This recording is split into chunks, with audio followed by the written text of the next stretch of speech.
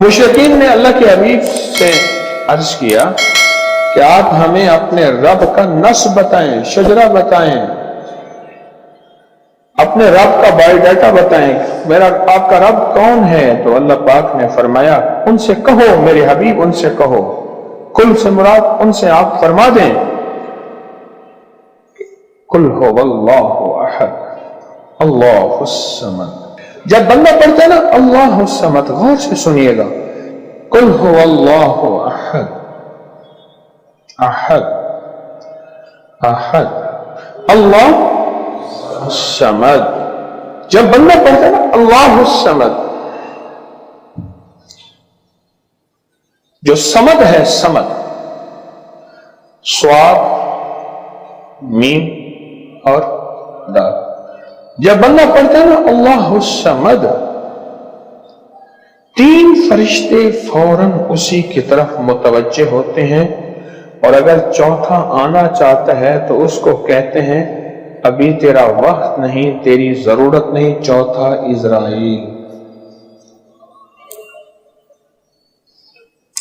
یہ جو لفظ صمد ہے یہ عمر بڑھاتا ہے، یہ وقت بڑھاتا ہے، یہ دولت بڑھاتا ہے، یہ عزت بڑھاتا ہے، یہ طاقت اور شعور بڑھاتا ہے، یہ احساس اور ادراک بڑھاتا ہے، یہ زندگی کے دن رات کی روشنیاں بڑھاتا ہے اور کرنیں بڑھاتا ہے۔ کون سا لفظ؟ سمد۔ یہ سمد وہ لفظ ہے جو زندگی کے دن رات بڑھاتا ہے، برکتوں کے دروازے کھولتا ہے، فیض اور کرم کے دروازے کھولتا ہے۔ یہ لفظ، یہ وہ لفظ ہے۔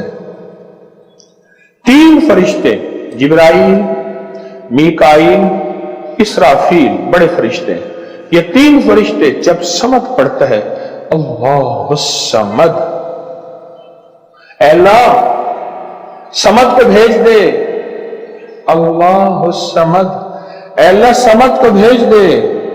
صمد سے مراد وہ تین فرشتے جبرائیل، میکائیل اور اسرافیل، اے اللہ صمد کو بھیج دے۔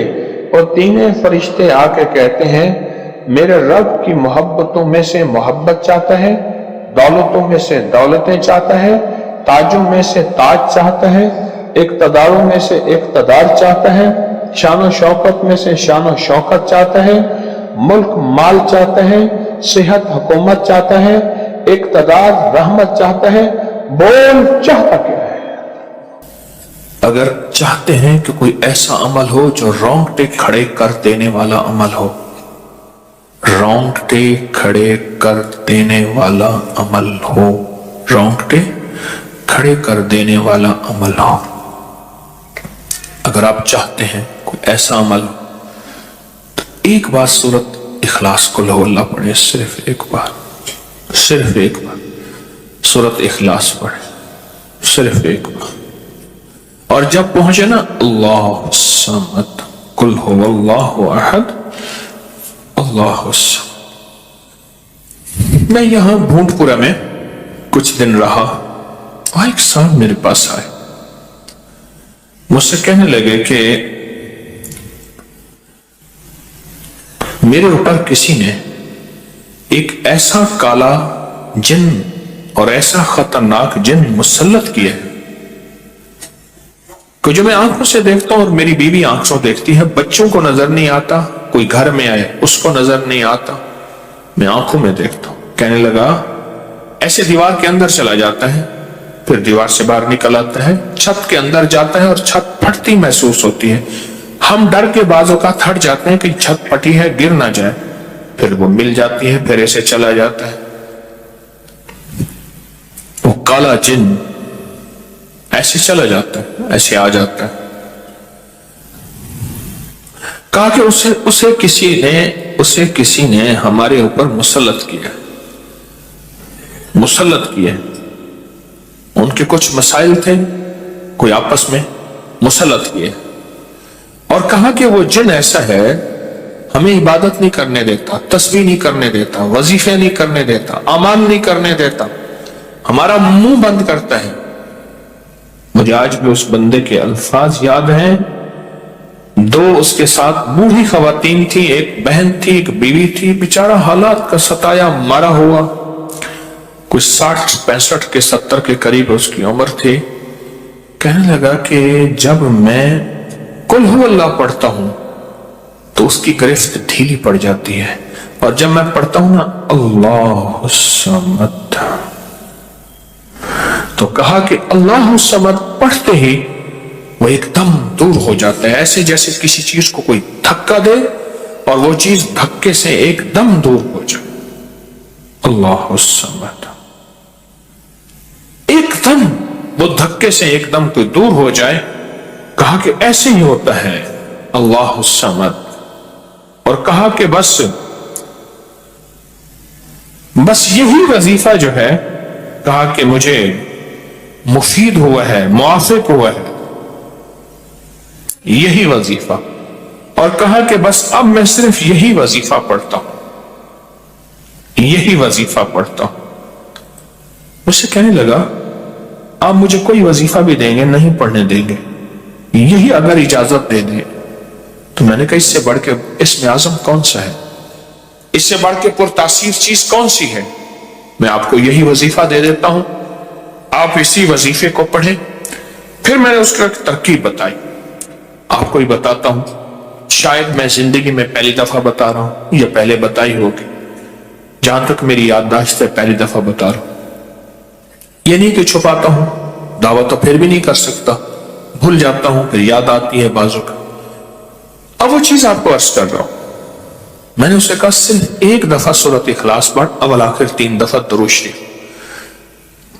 رونگٹے کھڑے کر دینے والا عمل, اس کا نام جو میں نے سال سے رکھا ہے, رونگٹے کھڑے کر دینے والا عمل. حدیث میں آتا ہے, مفہوم ہے کہ جب بندے کی اضطراری کیفیت ہوتی ہے, بے چین, بے قرار, پریشان ہوتا ہے, مضطر, اس وقت عرش الہی ایک دم میں حرکت میں آتا ہے, رحمت متوجہ ہوتی ہے اور اللہ کا عرش ہل جاتا ہے. رونگٹے کھڑے کر دینے والا ایسا عمل جس میں انسان جو ہے بس ایک پل میں ایسے بے چین بے قرار ہو. اس کی ترکیب یہ ہے کہ والا کر درود پاک 3 بار, ایک دفعہ سورۃ اخلاص پڑھیں, اور پڑھ کے جب اللہ الصمد پہ پہنچے نا تو اس کو ہلکا ہلکا دل میں دہرائیں, اللہ الصمد اللہ الصمد, دہرائیں, توجہ سے دہراتے جائیں. پہلے الفاظ آتے ہیں, اور سے سنیے گا, پہلے الفاظ آتے ہیں پھر کیفیات آتی. پہلے الفاظ آتے ہیں پھر کیفیات آتی ہیں. پہلے الفاظ آتے ہیں, انسان پہلے الفاظ سے, بچے کو آپ ایسے لوگوں کے ساتھ پلنے کے لیے جو بول نہیں سکتے, بچہ کبھی نہیں بولے گا, کرے گا, بول نہیں سکے گا, کیونکہ بچہ الفاظ چنتا ہے پھر وہ الفاظ بولتا ہے.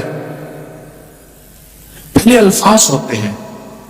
کسی نے پوچھا حضرت میرا دل ذکر نہیں کرتا, بس زبان سے کرتا ہوں. کہا مبارک ہو, اللہ نے جسم کے ایک حصے زبان کو قبول کر لیا ہے, اس کو نہ چھوڑنا, ایک وقت آئے گا دل بھی قبول ہو جائے گا. ایک وقت آئے گا دل بھی قبول ہو جائے گا. اس زبان والے ذکر کو نہ چھوڑنا, وقت آئے گا دل بھی قبول ہو جائے گا. اس کو نہ چھوڑ. حقیقت کہہ رہا ہوں. میں نے اس سے کہا کہ ایک ایسا کام کر, تنہائی میں بیٹھ, اور تنہائی میں بیٹھ کے نا بس صرف تو ہو, اللہ ہو, بندہ ہو. تنہائی میں بیٹھ, اور تنہائی میں بیٹھ کر آپ نے ذکر کرنا. تنہائی میں بیٹھ کر آپ نے ذکر کرنا, تنہائی میں بیٹھ کر. اور اللہ الصمد کی ضربیں لگانی ہے دل پہ دل پہ دل پہ. پڑھنی صرف ایک دفعہ سورۃ اخلاص ہے، اور جب دیکھے نا رونگٹے کھڑے ہو گئے ہیں اور انگ انگ میں سے آنسو بہنا شروع ہوئے ہیں، آنکھوں سے، آنسوں سے اور دل سے اور کیفیات سے ہر جسم کا حصہ اللہ کی طرف متوجہ ہو گیا ہے. ہر دل کا حصہ، ہر جسم کا حصہ، ہر رگ رگ رگ رگ رگ رگ اللہ کی طرف متوجہ ہو گئی ہے. تو پھر اللہ کے ساتھ تعلق بنا اور اپنی مراد، اپنی آس، اپنی امید اللہ کے سامنے پیش کر. اپنی مراد، اپنی آس، اپنی امید اللہ کے سامنے پیش کر. اور اللہ الصمد کو دوہرا دوہرا دوہرا دوہرا دوہرا. یہ جو جنگلوں میں کہتے ہیں چلا کیا فلاں بابا جی نے، پہاڑوں کی غاروں میں چلا کیا فلاں بابا جی نے، کنووں کے اندر چلا کیا، ابھی بھی ایسے کنویں موجود ہیں جس کے نیچے اتر کے پانی بھرتے تھے. اس کو ہمارے برے صغیر کی زبان میں باولی کہتے ہیں. اس میں نیچے جا کے پانی بھرتے تھے. میں نے بخارا کے اندر دیکھا اور کئی جگہ دیکھا، ٹھٹھا میں بھی ابھی وہ ہیں، ٹھٹھا میں لیکن خشک ہو چکے ہیں، نیچے جا کے پانی بھرنا. ان کنووں کی گہرائیوں میں جا کے، تنہائیوں میں بیٹھ کے، خشک کنووں میں اللہ الصمد اور ذکر. اس کی وجہ اندر تنہائیوں میں. یا پھر کیا کیا؟ کہا کہ روئی کو تھوڑا سا گیلا کر اور پیسی ہوئی کالی مرچیں اس میں ملا اور کانوں میں ڈال کہ کوئی آواز کانوں تک نہ پہنچے. میری اماں رحمت اللہ علیہ کے پاس طوطا تھا، تو اس طوطے کو کلمہ پڑھاتی تھی. رات کو پڑھا پڑھا کے نا اس کے کانوں پہ موم لگا دیتی تھی. میں نے خود دیکھا، کانوں پہ موم لگا دیتی تھی کہ ساری رات اس کے کانوں میں، ساری رات اس کے کانوں میں اور کوئی آواز نہ جائے.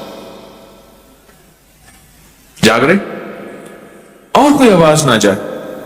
اچھا ایسا کرتے رہے کرتے رہے. میں نے خود دیکھا کچھ عرصے کے بعد اس نے کلمہ پڑھنا شروع کر دیا. ایسے ہی ہم اگر مشق کر، جانور کی مشق ہو جائے تو اس کو کلمہ زبان پہ آ جاتا ہے. اگر ہم کبھی بھی کسی جنگل ویرانے میں، کبھی گھر کی تنہائیوں میں، کبھی کہیں بھی ایک دفعہ سورۃ قل ہو اللہ پڑھیں اور ایک دفعہ سورۃ اخلاص پڑھیں اور ایک دفعہ سورۃ اخلاص پڑھیں، لیکن اللہ الصمد کو بہت زیادہ دوہرا.